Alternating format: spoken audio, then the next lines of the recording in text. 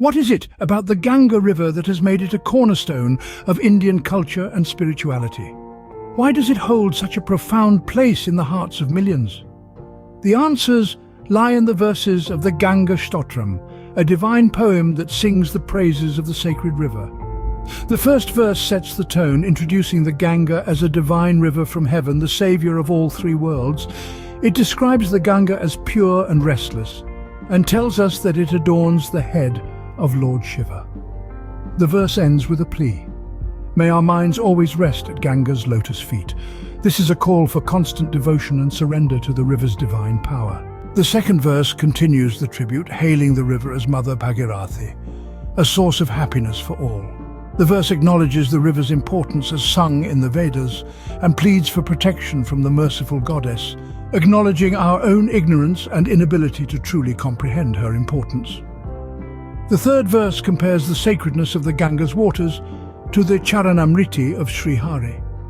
It vividly describes the waves as white as snow, moon and pearls, and calls upon the river to wash away sins and provide help in crossing the ocean of samsara, or the cycle of birth, death and rebirth. In the fourth verse, the Ganga is portrayed as a mother whose devotees are protected from Yama, the lord of death. Those who partake in her pure waters are assured of reaching the highest state.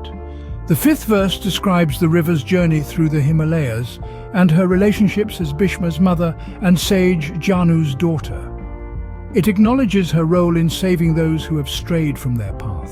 The sixth verse describes the Ganga as a young lady eager to merge with the ocean and as a benevolent mother who fulfills the desires of her devotees. Those who bow down to her are freed from grief. The seventh and eighth verses reiterate the power of the Ganga to destroy sins and to save devotees from hell. It emphasizes the high esteem in which the river is held and the happiness that those who seek refuge in her are blessed with.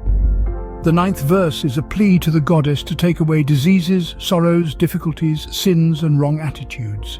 It describes her as the essence of the three worlds and a necklace around the earth. The 10th verse describes the river as a source of happiness and eternal bliss, and those who live on her banks as privileged as those living in Vaikuntha, the abode of Lord Vishnu. The 11th verse expresses a preference for living in or near the Ganga's waters, even in a lowly state, rather than living away from her as a wealthy king. The 12th verse praises the river as a purifier and promises success to those who recite the Ganga Strotram daily. The final two verses state that those who have devotion for the Ganga will always find happiness and attain liberation. The Ganga Strotram is revealed to be a source of supreme bliss, written by Sri Adi Sankaracharya, a devotee of Lord Shiva and a tool for purification and fulfillment of desires. In essence, the Ganga Strotram is a profound testament to the Ganga's significance in Indian culture and spirituality. It paints a vivid picture of the river as a divine entity, a mother, a protector, and a source of eternal bliss. It encourages devotion, surrender, and reverence towards the Ganga, and promises spiritual liberation and happiness to its devotees. It is a reminder of the sacred bond between nature and spirituality, and the power of faith and devotion.